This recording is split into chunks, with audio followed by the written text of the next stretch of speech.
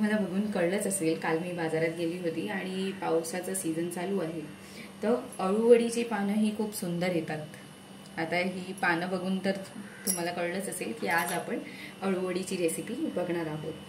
तर पानं मी स्वच्छ धुवून साफ करून घेतलेली आहेत आणि ही आहे तुमची इन्ग्रेडियंट्स लिस्ट।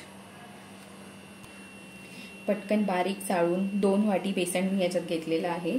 त्याच्यानंतर ही ते आहे मिरची पावडर, अर्धा चमचा लाल तिखट आणि पाव चमचा हळद। त्याच्यानंतर 1 खडा गुळाचा आणि ही थोडीशी चिंच, धणे पावडर, आलं लसूणची पेस्ट, जिरा पावडर, त्याच्यानंतर हे थोडंसं घरातलं वाटप आहे आणि तीळ। तर आपण आपल्या रेसिपीला आता सुरुवात करूया की कसं करायचं। तर सर्वप्रथम आपण हा जो चिंच आणि गूळ घेतलाय त्यात आपण पाणी ऍड करून घेणार। हे बघा, करून ह्याचा कोळ तयार होईल, म्हणजे चिंच आणि गूळ पटकन भिजतील आणि याचा कोळ आपल्याला अळूवडीमध्ये वापरता येईल। थोडंसं जास्त पाणी ऍड करते बस। आता ह्या अळूवडी बनवायसाठी आपण 2 बाउल बेसन चांगलं घेतलेलं आहे। याच्यामध्ये आपण ऍड करत आहे धणा पावडर। जेवढे मसाले मी मगाशी तुम्हाला दाखवले होते ना, सगळे एक एक करून आपल्याला ऍड करायचे। जसं ही वाटी पण तुम्हाला दाखवली होती, हे सगळे मसाले आपण ऍड करूया।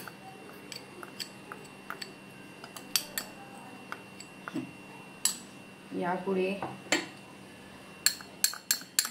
जिरा पावडर, त्यानंतर हे हलकसं वाटप, नंतर आपण मिक्स करून याच्यामध्ये घालणार आहे आलं लसूणची पेस्ट। बस झाली, एवढी 1 चमचा आलं लसूण पेस्ट बस होते, कारण की सगळा फ्लेवर हा तिखटावरती आणि चिंचगुळावरती डिसाईड होतो। आणि आपण आता घालणार आहोत याच्यामध्ये तीळ। अळूवडीला तीळ हे मस्ट आहे। तीळ आणि अळूवडीला एक वेगळीच टेस्ट येते, त्यासाठी आपण ॲड।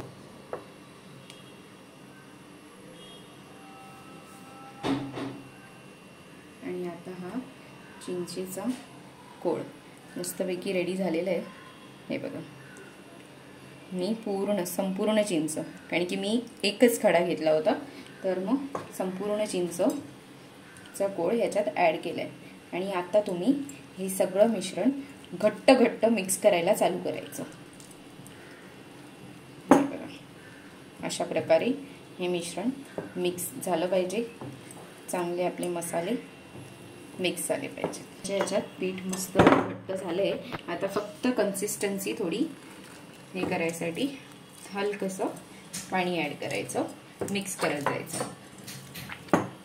अळूवडीचं बॅटर हे घट्ट राहिलं पाहिजे, जेणेकरून ते वडीच्या पानांना चांगलं असं चिटकेल, ते पातळ होता कामा नये।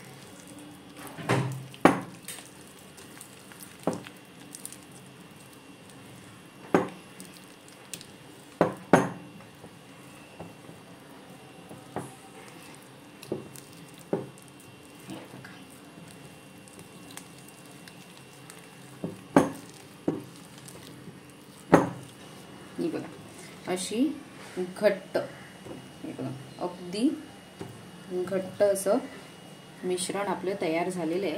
आता या मिश्रणात शेवटचं इन्ग्रेडियंट म्हणजे चवीपुरतं मीठ ॲड करायचं।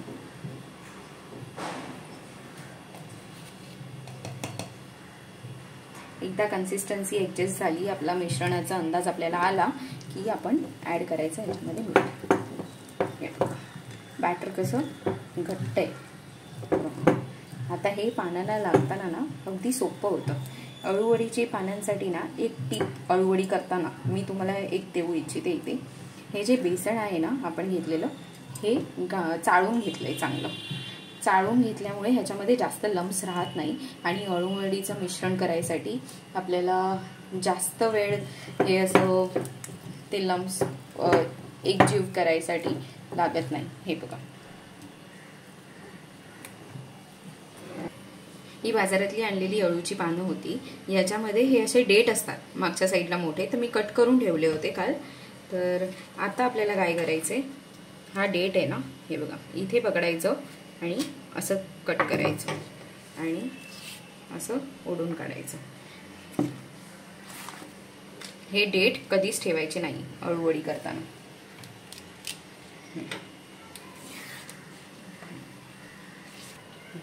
तर आता अळूवडीची पानांची देठ मी कापून घेतली आहेत. पण जर तुम्ही बघत असाल तर इथे पानाच्या मागे जरासा जाडसरपणा राहतो, बरोबर. तर ह्यासाठी आपण ही पानं फ्लॅट करून घ्यायची, एक लाटणं फिरवून. हे बघा, सगळ्या पानांवरती लाटणं फिरवायची गरज नाहीये. जिथे जाड देठ आहे तिथे फक्त असं लाटणं फिरवायचं.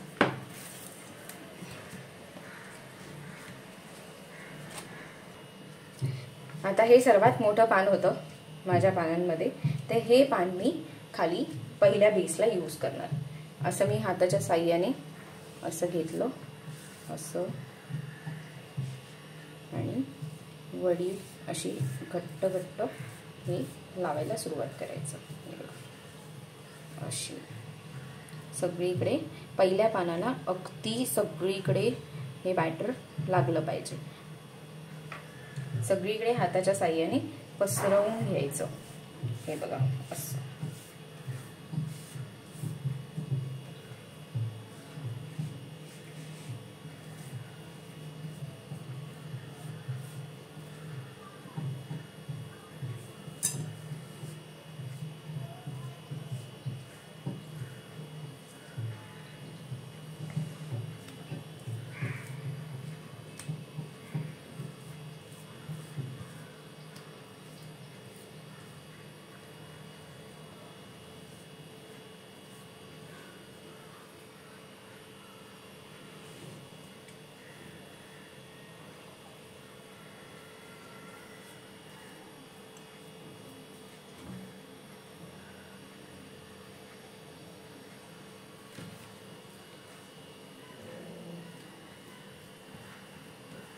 भरपूर असं बेसन थापायचं नाही प्रत्येक पानावरती, नाहीतर मग वडीची पानं, आपल्याला वडीची टेस्ट येत नाही त्या पानांची, फक्त बेसनच लागतं. म्हणून भरपूर असं बेसन थापू नये. एक पान मी सरळ लावलं, एक पान असं उलटं लावलं. हे उलटं पान मी का लावलं, वडी करायच्या भरपूर पद्धती आहेत खरं बघायला गेलं तर, पण मला ही पद्धत सोपी वाटते.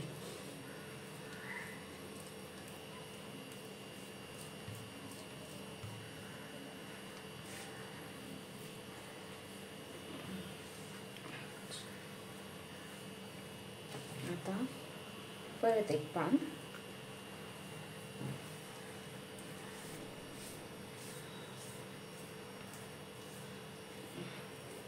पहिलं पान एकदा का तुम्ही लावलं की नंतरची वरची सगळी पानं लागताना बघा एकदम प्रॉपर बेस रेडी होतो.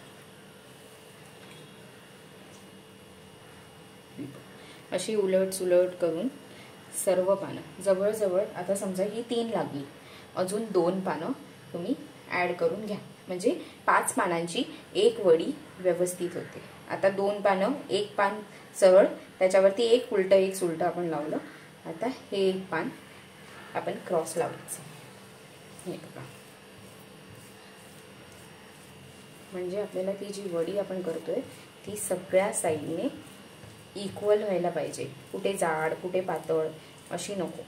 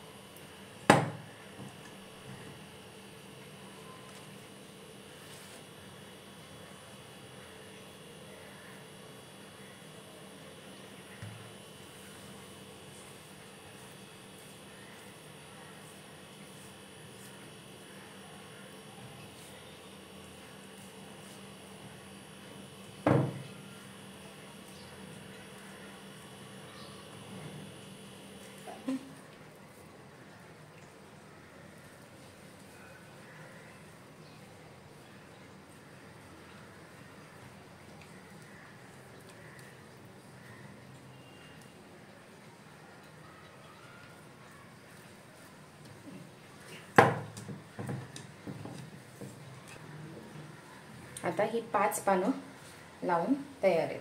तर खालून आपण ही वडी अशी अर्ध्यापर्यंत हे पान फोल्ड करायचं आणि चांगलं घट्ट दाबून घ्यायचं. यानंतर आपण ही जी पानं आहेत ती पण अशी आणि अशी आतमध्ये आणि हे सरळ असं दाबून घ्यायचं. ठीक आहे. यापुढे आता या ह्याच्यावरती आपल्याला बेसन लावायचे. हे बघा अशा पद्धतीने. इथे बेसन का लावायचं तर हे वडीचा गोंडा पूर्ण नीट चिपकून राहायला पाहिजे कुकरमध्ये बॉईल करायच्या आधी. आता ही वडी स्लो हे बघा अशी घट्ट वळायला सुरुवात करायची. अर्ध्यावरती आलो की थोडं बेसन परत लावायचं.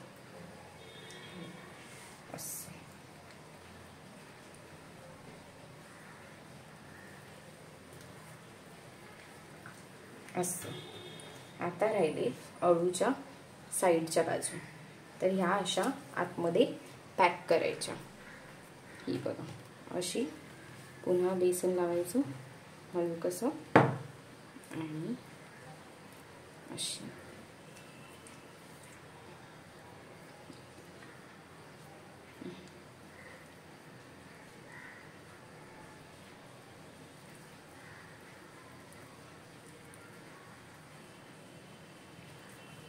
ही जी वडी आहे ती छोट्या साईजची वडी आहे कारण की 5 पानांची आहे. जर तुम्हाला मोठी जाड वडी खायला आवडत असेल तर तुम्ही 7 ते 8 पानं वापरून एक वडी तयार करू शकता.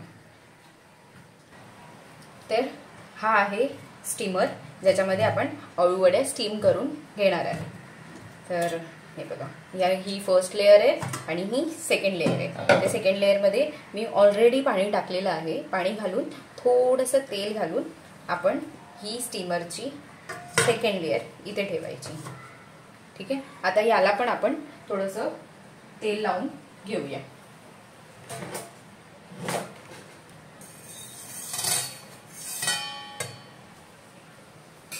आणि ते असं चांगलं पसरवून घ्यायचं.